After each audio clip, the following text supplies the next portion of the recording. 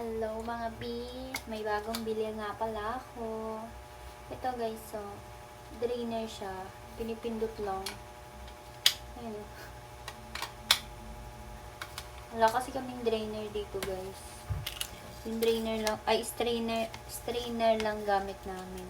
Tapos nakalawang pa siya. So ngayon, bumili ako.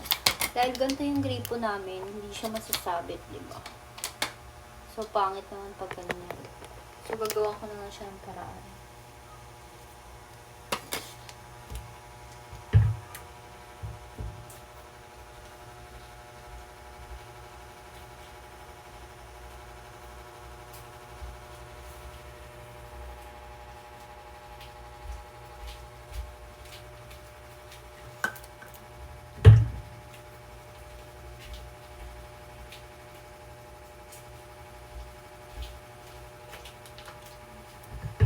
Guys. Ito, sabitan siya guys. Tapos, syempre matatanggal yan dyan. Lalagyan ko siya ng T3, ay 3 prag, T3, 3 prag. Ito guys, sobrang dikit nito. Kaya lang, mag-iingat lang kayo pag maglalagay kayo nito kasi mainit siya. Maganda tong pandikit na to kasi mabilis siyang matuyo. Tapos, kahit naka-open pa to, hindi siya matutuyo ito yung nasa loob. Unlike, diba, ay pumo. Unlike, diba, pag yung ibang mga pandikit, kapag ka naiwan mo siyang naka-open, magtutuyo na siya. Ito, hindi. So, yan guys, tingnan nyo ako. So, kailangan isukat muna natin. Marami yata yung nalagay. Wait lang. Punasan ko lang ng tissue.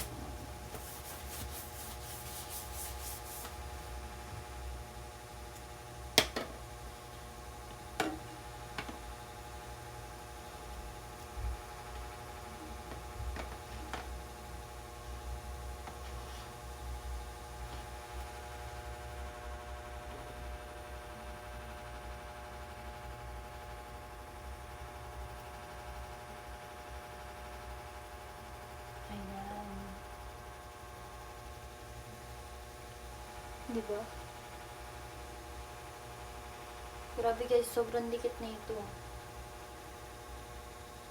So, sobrang dikit na ito. Kayang-kaya kong ibuhatin na ito.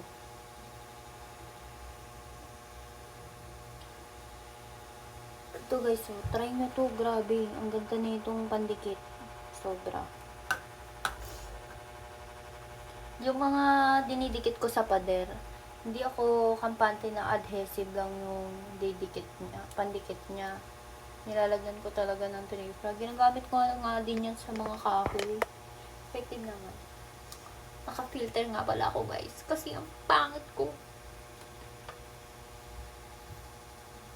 So, ayan guys. Yan na siya.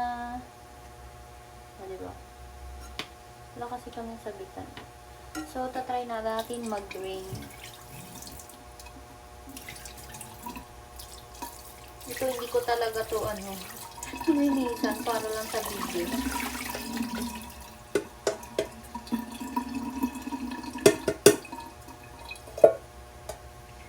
Effective naman.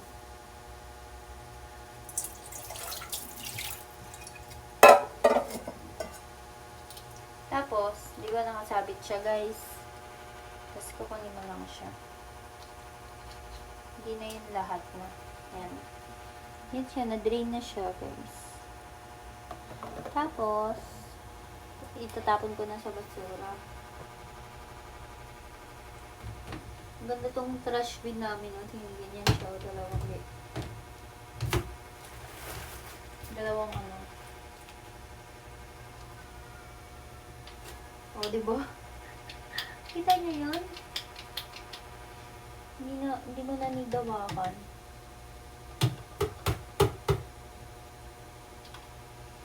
Ganda na ito, guys. Drainer. Wala kasi kaming drainer dito. Pero ang ganda rin niya kasi aesthetic. Tuwa na naman yung asawa ko nito sa nabili ko. Tuwa kasi yun kapag nabibili ako. Ayan. Diba? Effective naman siya. So yun, may drainer na kami na hindi kinakalawang. Ganda na ito guys. O, diba? Kahit wala yung mga faucet na nakatayo eh. Pwede kang, kapag marunong kagawa ng paraan, ayun, makakagawa ka.